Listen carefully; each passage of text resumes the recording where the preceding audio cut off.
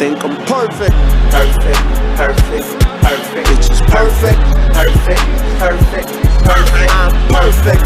Perfect, perfect, perfect, Perfect. perfect. What's good, YouTube? It's your boy Banco Boxing. I'm back, man. I'm trying to see what I want to touch on this video. Maybe a little bit of Pacquiao, a dash of Keith Thurman, a little bit of Adrian Broner. Pretty much everything. So one thing I'll touch on is that I skipped through the interview with Freddie Roach. Well, it wasn't necessarily an interview, but Freddie Roach is on Undisputed. And talking to Skip and Shannon. And I skipped through it just because I already know how it's gonna go, man. Like I know who Skip has always been for, and Shannon don't watch boxing enough to actually really ask some real questions. And what if he did ask a real question, he would be reprimanded, because I'm waiting for somebody major media.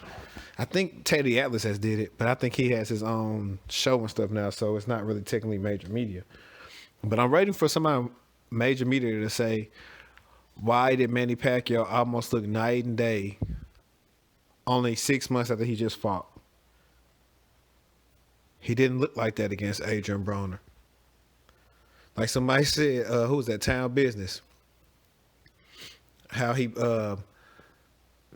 said Manny Pacquiao said something about, in regards to Miguel Cotto fight, which I've been adamant on saying I thought that's when Manny was on some juice. I posted it in some of the boxing channels. Boxing groups on Facebook. I've said it throughout the years, maybe even some of my videos. Like I said, I don't see anybody walking through Miguel Cotto like that. Similarly to Keith Thurman, we know he's a hard-hitting welterweight. Manny got hit 200 times, basically 192 power shots. You don't walk through 200 power shots. Like, I can understand, you know what I'm saying? Like, Manny didn't really look like he had a fight. You saw Keith's face. Probably the most Keith's been marked up. And something that Manny was hitting Keith with had him a little bit hesitant to give it all on the line. Like, we saw him swinging for the fences versus Danny Garcia and Sean Porter. So there, the major media is not going to call that out. It's only a handful of us on YouTube and Twitter that's saying he's back on that stuff, man, because it don't make sense. Because I picked Keith to basically kind of obliterate Manny based off of how Manny looked against Adrian Broner, which Keith still technically almost got the win. You can't say Manny really worked Keith because it was a split decision. When you obliterate somebody, it's not a split decision unless the judges got some other stuff going on, like giving somebody some rounds. Like, you know what I'm saying? It wasn't a complete wash. Without a knockdown, Keith either gets the win or a draw. That's just that. But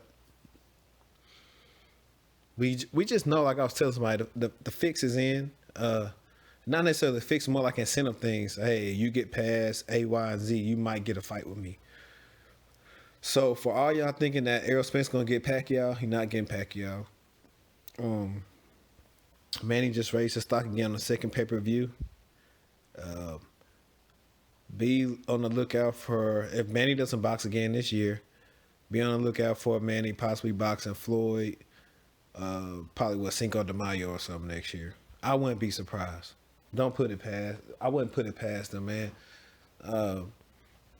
So that's really just gonna make all the Keith Thurman haters look bad, because y'all just were so adamant that if Keith won, that he wasn't gonna fight Errol. But now Manny won, and I'm betting that he don't fight Errol either.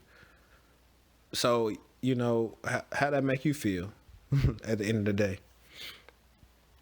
Then also, I think I saw an article, CJ Goodfellow did a video on it, basically where Leonard Ellaby said he wouldn't put Manny in there with Errol, saying he cared about Manny. It's the same stuff we said about Bob Arum, talking about he didn't put him in there for Terrence Crawford for the same reason. And doing that, in a sense, limits Errol's growth because once you fight a Manny, your stock rises. Like win, lose, draw, Keith Thurman's stock still went up. He was in a fight with Manny Pacquiao. Everybody knows who Manny Pacquiao is. Now they know who Keith Thurman is. And when they go back and watch this classic fight, they're going to have a lot more respect for Keith Thurman after all the hate. Got to give it some weeks and stuff. They're going to be like, dang, that was a better fight than I thought it was. But we crucified Bob Arum for saying I care for him. I mean, you know, I cared about Manny. That's why I put him in there with Crawford. We got on Crawford. It's like, dang, look how Bob playing you, keep you for the money. So, what about Al and Leonard? You know, like CJ say, Spence supposed to be like the golden child of PBC, right? Piggyback a little bit on what Keith Thurman said. He mad because I'm getting the better fights. So far, Keith Thurman still got the better fights.